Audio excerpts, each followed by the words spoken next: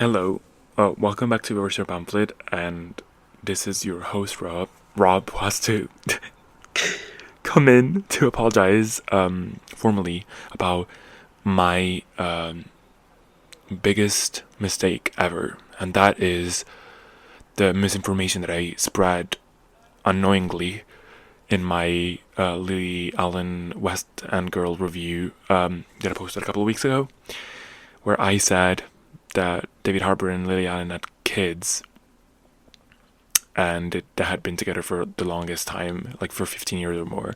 And I would like to apologize. That's on me. You guys have been eating me up with my comments under my episode. Um, that's all on me. I retract that statement. I just went off of the song "Tennis," where I literally just like heard her start the song saying like "Daddy's home" for the first time in weeks or something, and I immediately thought that then the children that she was referring to were their children. Turns out, as you guys pointed out to me, that they were not, and I deeply apologize for that. And I would like to retract that statement. Please don't come for my neck anymore, please.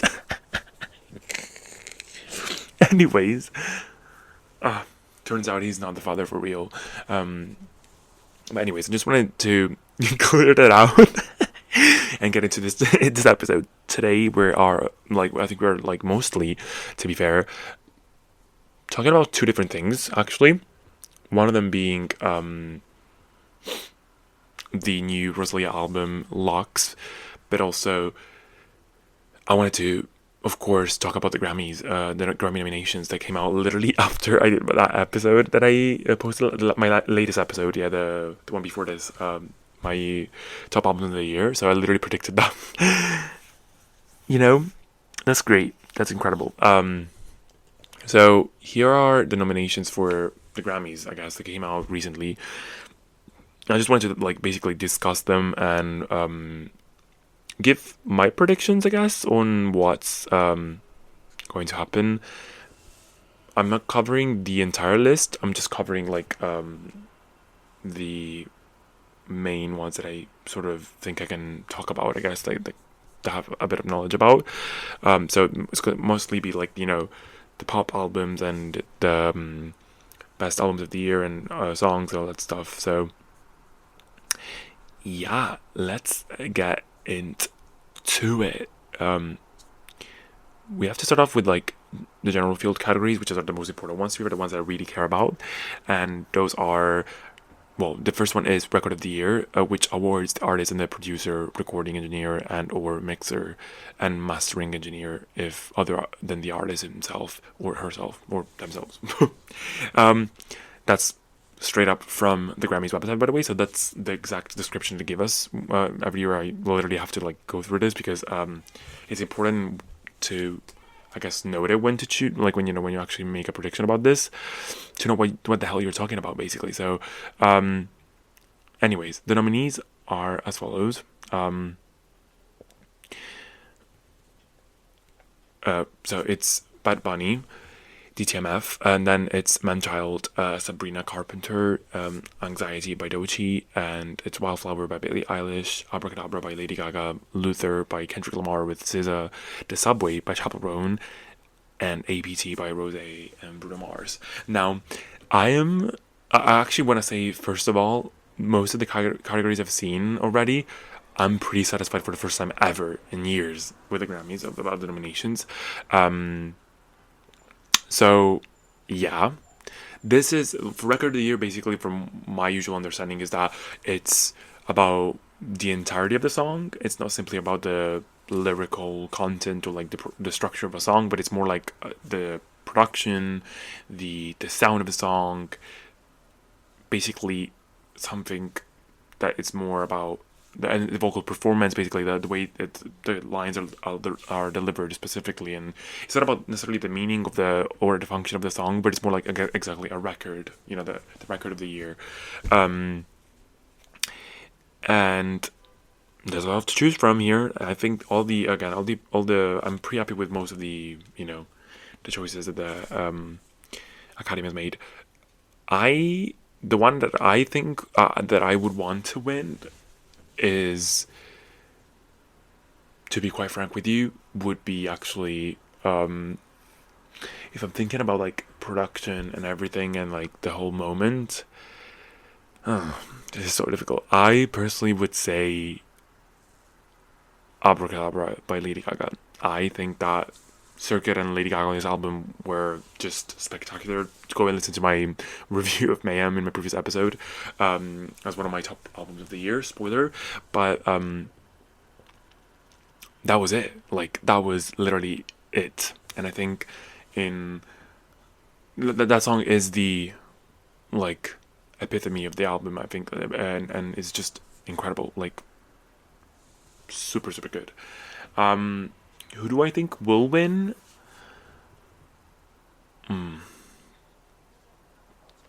That's quite difficult. That's quite the challenge.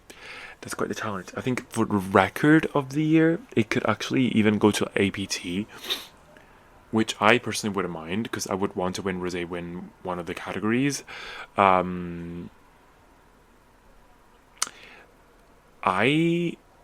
And also it seems to me that Bruno Mars is a Grammy's darling, so it could very well go to that, I think. And it was a moment and it was something to be talked about, but I don't think it fits necessarily like the song of the year category. It's more like you have to really think about production and the full performance mode of it all. I think Lady Gaga really like delivered.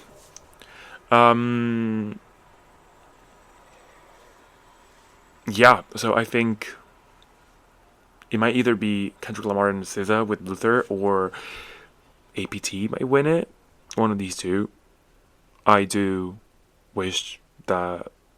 Or there's all that's true. It's true. There's also Wildflower by Billie Eilish, which I'm not sure if it will win like a record of the year necessarily. To be fair, but I do think Abracadabra should win, and I hope it does win. Period.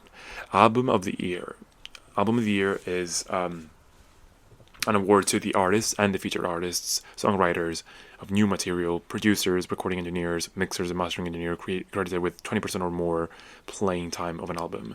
So, who do I think should, and who do I think will win? That's a big question. That's a big, big question. I think. I think I would want personally Mayhem to win, or Man's Best Friend. But I do think that maybe Mayhem will get it, just because I think like it's well overdue for Lady Gaga, and I think it's a full circle moment that she sort of got back in touch with her roots, and she produced an album that is such a good return to form. And I think she's been in the game for so long, and I think the Grammys would give her the win, and everyone will actually be very happy with it. So I think that's a safe bet, and I think that would really satisfy me as well. So yeah, that's that. Song of the year, we have a song. This is an award for songwriters, and it is eligible for, all tracks that were released in a specific time. So, it's only like it has to be released during this year, and it's singles or tracks only. And we have Abracadabra by Lady Gaga, Anxiety by Doechii, APT by Bruno Mars and Rosé, DTMF by Bad Bunny, Golden from Cable Demon Hunters, Luther by Kendrick Lamar and SZA, and Man-Child by Sabrina Carpenter, and Wildflower by Billie Eilish. I think that, well, I would want personally actually, maybe APT does actually belong more in record of the year now that I think about it. But also, to be fair, like the lyrics are, I think, quite clever in a way. It's not the deepest song ever written, but I think the juxtaposition between like the Korean word APT, the meaning of it, and the English lyrics is actually quite clever. Same thing with Man-Child. I think that's also a very clever song. I do, however, think that Wildflower will win it, because I think that's sort of like a song that really fits with the that or Anxiety. Those are very Grammy coded songs. Me thinks. So yeah, that's my thing for that. Then best new artist. Oh, Wait, sorry, I forgot about. Yeah, no, it's best new artist. Yeah, best new artist is of course recognizing an artist who's eligible, um, like just simply because they had a breakthrough. It doesn't matter when they debuted or whatever, or they first put out music, but it's just about like if this was their breakthrough year. And so we have Olivia Dean, deserved. So many great nominees here. Oh my god. Cat's Eye, deserved. The Mariahs, deserved. Addison Rae, deserved. Somber, whatever. No shade. Leon Thomas, deserved. Alex Warren, whatever. Lil Young, deserved. Now, I personally would want Addison Rae to win, and I'm not sure if she's gonna win or not, but I would want her because I think out of all the artists, she is the one that really pioneered a new vibe and new sound. Like she literally came out of the bat with a sound that is like strictly hers, and you can literally pick out her songs out of many other different tracks that could be in the same space, I guess. She has a signature sound and signature production and vocal delivery. I think Olivia Dean might win because she's one of those British artists that cyclically comes out and she's in the same category as like the Adeles and the Amy Winehouse, and also she's very Grammy friendly, I would say. So I think she will win, but I think Addison Rae deserves to win personally. Now we have the Producers Awards, and I'm not gonna spend time telling you all about them, but I personally think out of the nominees, Circuit, who produced for Abracadabra, APT, Disease, It Girl by Jade, a little more about Ed Sheeran, Mayhem by Lady Gaga as an album, The Weeknd's song called Red Terror. I think he should win. Circuit is just incredible work. Like literally, he is so versatile as well. Out of all these things, like it's just like this was really. He's such a good producer. Like incredible. I think he should win. That's it. And then Songwriter of the Year we have Amy Allen, who wrote for APT, Bad as the Rest by Jessie Murph. She wrote for Handlebars for Jenny and Dua Lipa. She wrote for Tay McRae for Just Keep Watching. She wrote for Tears for Sabrina Carpenter. Yeah, like just are you hearing this? Like everyone else has some credits. Like Tobias Jessel Jr. wrote for a lot of tracks for Justin Bieber and Miley Cyrus. Laura Bells wrote for Demi Lovato, I think. I can't remember, but yes. But I think Amy Allen is the one personally. Like that's just incredible. That's just a complete an artist, like an incredible slate. Then we have pop. Best pop solo performance. That's for new vocal or instrumental pop recordings, singles or tracks only. We have Daisies by Justin Bieber, Manchild by Sabrina Carpenter, Disease by Lady Gaga, The Subway by Chapel Rowan, and Messy by Lil Young. I think that I think Disease should win. I think Disease deserves to win. Because I don't know, like the song is just like the way she sang on that fucking song, and I hate to like agree with Azealia Banks, but she literally gave the performance of her life in that song. She sounds like a rock star. That song could easily be turned into a rock song because her vocal performance is just incredible, and the instrumental is just fucking incredible. I think though, Messy by Lil Young will win. I have this feeling that it will be that song, just because I feel like I don't know. She's a very emotional performance in that song, and it's a very relatable track, so I think that might be it. Now, this is where it gets very interesting. Best Pop Duo Group Performance. We have Gabriella by Cat's Eye, Defying Gravity by Cynthia Erivo and Ariana Grande, incredible. Then we have Golden from the Capability Monsters movie, APT by Rosé and Bruno Mars, and then 3430 by SZA and Kendrick Lamar. I think that Defying Gravity will win, just because I feel like it's very well positioned to like really celebrate Cynthia and Ariana's like performance and how they really stepped in these characters and really popularized the song even further, like even beyond the theater kids enthusiasts, like the theater enthusiasts really propelled this into like a very popular song. I do wish that APT would win because I think that's actually the most iconic duo performance, group/duo. And maybe Will either as well. I think it's between these two, to be fair. Like, Defying Gravity and APT, they're both very likely to win, I think.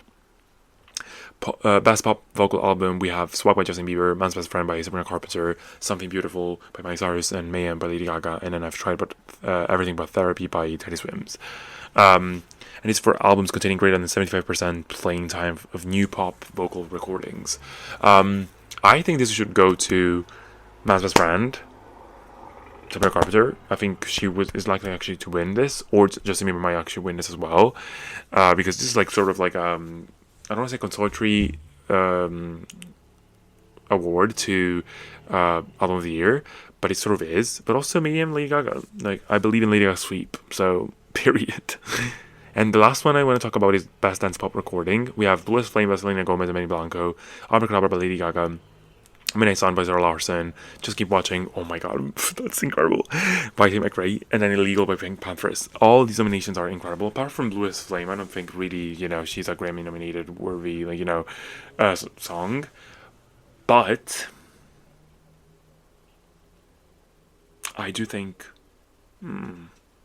my hope is I would be happy with any of the other songs, to be fair. Abracadabra, Midnight Sun, Just Keep Watching, Illegal. I think they're all super worthy. I think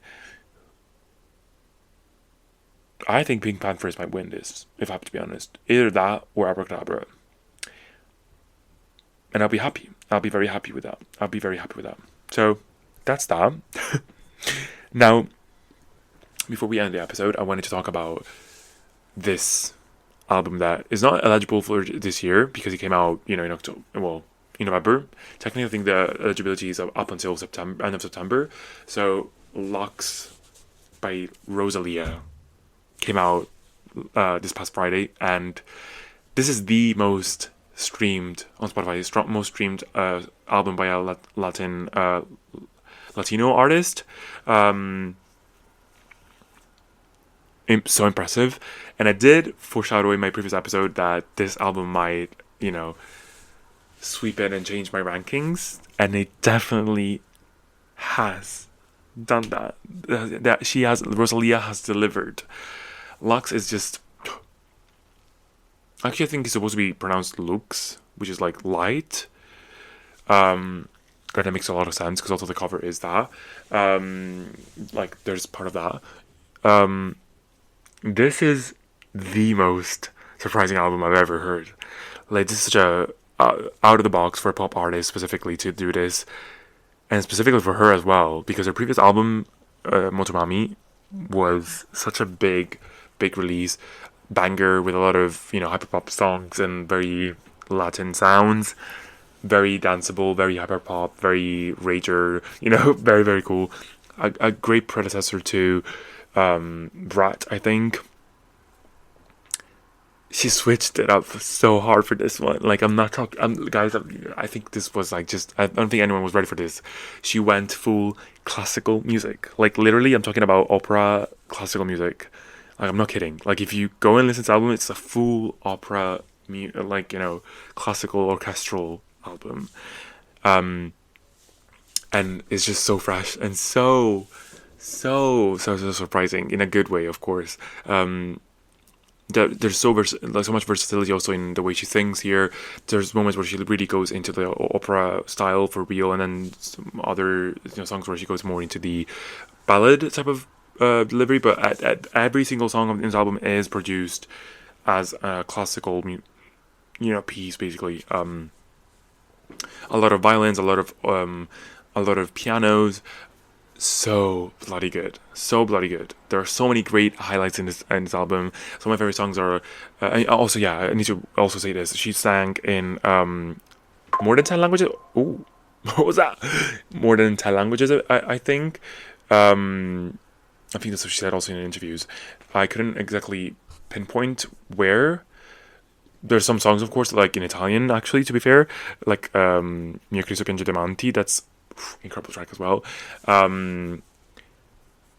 But yeah, like, this is such a fresh sound, so unexpected, from especially I said that, like, a pop artist, just incredible, So good. I'm so impressed. So impressed. So impressed. Um, I think, and again, like this, I still think Western Girl is my favorite album of the year, but this is just like so close to it as well. Like so good. And again, Rosalia and Lily Allen have saved 2025 because if you've heard my previous episode, I've talked about how like 2025 was a bit of a dry year, and like we started off pretty well with Mayhem, and Man's Best Friend was a good album at the end of the day. So literally, like eventually that album like it really had a moment, I think. Um, but these two are just what we needed. Artistically, these are like the most forward albums we've had this year. Like they're so good, and the fact that they both came out like towards the end of the year in November, something was in the air for the girls. Like this is it. This is it. I'm not joking. This is like some of the best music I've ever heard, and you don't need necessarily to know like any of the languages that she sings in like on this album, but just even if you don't like classical music, I think you should listen from front to back because these songs blend into each other as well. The track list is perfectly made. There's a lot of interesting, and if you want to delve into the lyrics, of course, there's a lot of interesting images here, like religious images. Also, a lot of reflection on her memories and her past, and also just more general, you know, references to God and religion again, and a lot of emotional pieces on here. So good, so good. I really, really like it. And it makes sense also the religious aspect of it all. Apart from like the type of music that really evokes, and classical music evokes a lot of like holiness in that sense, right? And religion related. But I think also the image, the album cover art is very religious. Like she's dressed as a nun here, so that's incredible. Some of my favorite songs are like my favorite song overall. I think actually has to be Sauvignon Blanc. So good, but also I really really enjoyed Reliquia, Porcelana. I really really enjoyed La Perla as well. So good. Oh my god, I'll include all these songs into my songs of the week playlist on Spotify. But please go listen to that. But also listen to the album, guys. This is it. This is one of the best albums of this year. Bergen, of course, is an incredible track as well. The fact that she managed to bring out Bjork on this is just incredible. Just I'm so impressed. But this is it. Like again, thank you for saving this year. Thank you so much. Now let's get into the sponsor, and I'll get into some of the other songs of the week. A couple.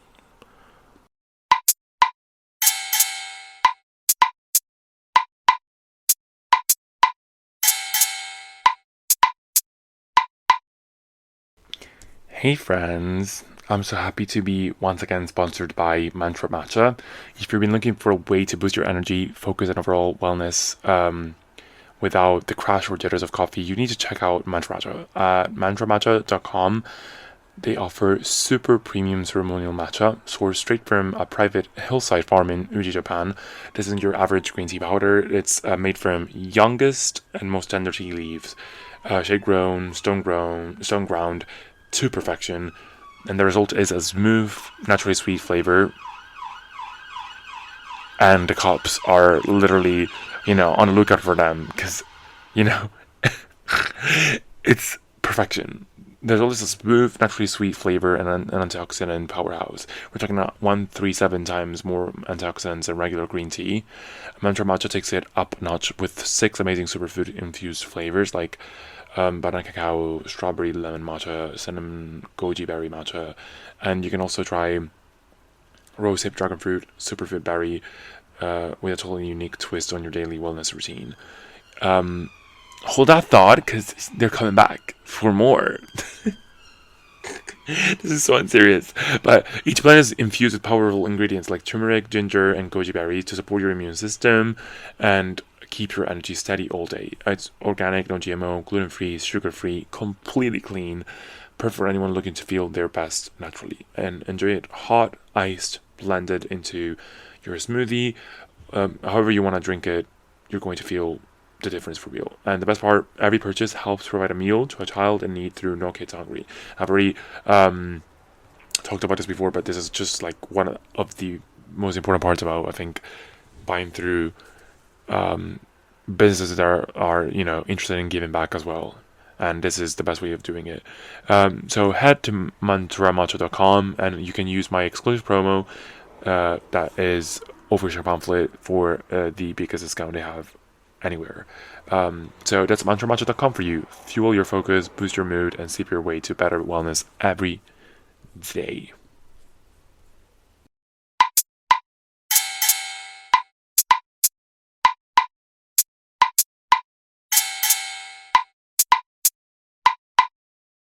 Now this is the last portion. The one is like, this is gonna be very quick actually, because I already have quite a few tracks from Lux, not Lux, girl. Use your language properly, please. But yeah, I have a few songs to add to. Well, this is gonna be the first time I actually will play this for this month, so you can go check them out. But here are my songs of the week. I have. Well, actually, first of all, overall, the album is incredible, which is Louder Please by Rose Gray. I know I'm late to the party. I've seen this album everywhere, but I actually didn't properly sit down to listen to it. But some of my favorite songs here are Free. I'll give you two. I'll say Free and Angel of Satisfaction. And this is for my girls who love Europop. Like if you guys like Europop, this is it. Like danceable, but like very European style of dance pop. This is it. This is it, girls. This is it. You will love these. Like, and this is extremely well produced, so refreshing, bringing back, literally the Europop sound that I don't think, people really appreciate it as much. This is it. And I've never really heard much of her specifically, but she's incredible. Like, really, really good. So you can find them out, of course, in my playlist of the month, which is the Overshare Pamphlet Songs of the Week - whatever month we're in. So that's gonna be November 2025. And then I also want to talk about. Oh fuck! I don't want to limit myself, but. Okay, let's talk about two other tracks. Chameleon by Rachel Chinriri and Alameda. I think that's how you pronounce her name. This song is so good. Like, this is just... I've heard this before. I've listened to this before. I've saved it ages ago. But it just came back now. And, like, I'm really, really impressed by it. Because it's really, such a good, relatable song about, wishing that karma would come and get this person who has been a liar and a cheater and who doesn't show, their true colors to you until later on. So now you know their true colors, and you know how much of a bad person they are to you. So you're just invoking basically karma to strike them down, girl. And I think it's just such a fun track, because it has a lot of punk influence here. So good. And I absolutely love, and I'm obsessed with the second chorus, the way they sing together, the two artists. They just harmonize so well here. And then it goes straight into like an instrumental bridge that is so powerful, like so guitar heavy, so good. Please listen to this, you would love it. And then I just want to talk very quickly about Can I Talk My Shit by Vagabond. I don't know how to describe this song. I don't know what genre it is. I think it's definitely pop for sure, but there may be some like hip trap influence in this. I'm not sure, actually, to be fair. It's such an interesting track, very dreamy, very like I don't know, emotional song. Really, really like it. This is very, very cool. So please go listen to it. Please go listen to that.